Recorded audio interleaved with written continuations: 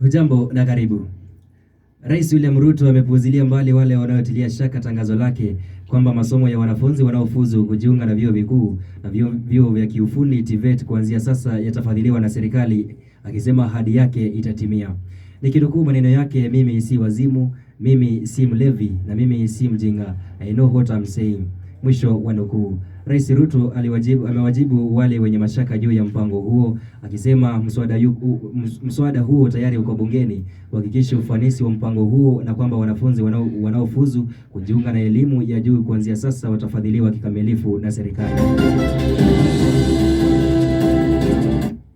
Mbunge wa Kibwezi Magharibi Ecomas Mwengi Mtuse kwa sasa anaongoza viongozi wa serikali katika hafla ya ufunguzi rasmi wa kituo cha polisi cha Kiaoni kilichopo Kibwezi Magharibi.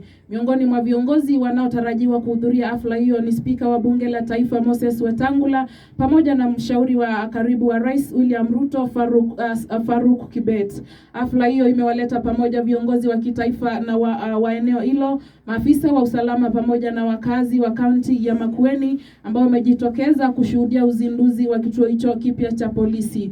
Ufunguzi wa kituo cha polisi cha Kiaoni unatarajiwa kuimarisha huduma za usalama kwa wakazi wa eneo hilo na maeneo jirani, huku ukipunguza muda wa wananchi kupata huduma za polisi.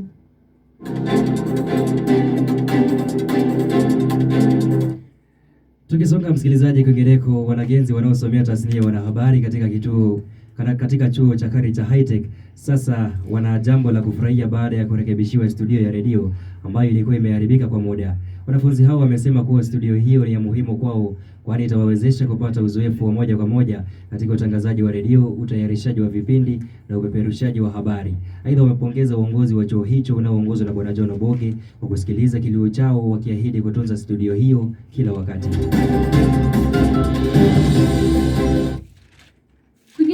Aliyekuwa gavana wa Nairobi Anne Kananu ameondoka katika chama cha UDA cha Rais William Ruto na kujiunga rasmi na National Economic Development Party kinachoongozwa na mtangulizi wake Michael Songo. Songo alitangaza kujiunga kwa Kananu na chama hicho usiku wa Jumatano Julai 22, akifichua kuwa analenga kuwania kiti cha ubunge cha eneo bunge la Mara katika kaunti ya Tharaka Nithi kwenye uchaguzi mkuu wa mwaka 2027.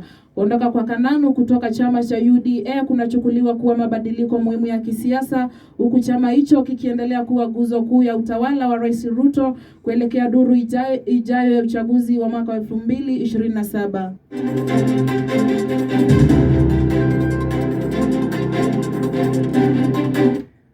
Msikilizaji, hakuna kirefu kisicho na mwisho. Hapo ndipo mwisho habari za High Tech FM, stesheni nambari 1 hapa nchini na inayovuma kwa kishindo. Tumejiandaa ndani na nje kuletea habari tendeti na zilizothibitishwa. Kwa habari hizi na zinginezo unaweza kushiriki au kufuatilia kwenye vitandawazi vyetu vya kijamii ambavyo ni Facebook, TikTok na YouTube, au kwenye tovuti ya www.itechfm.co.ke.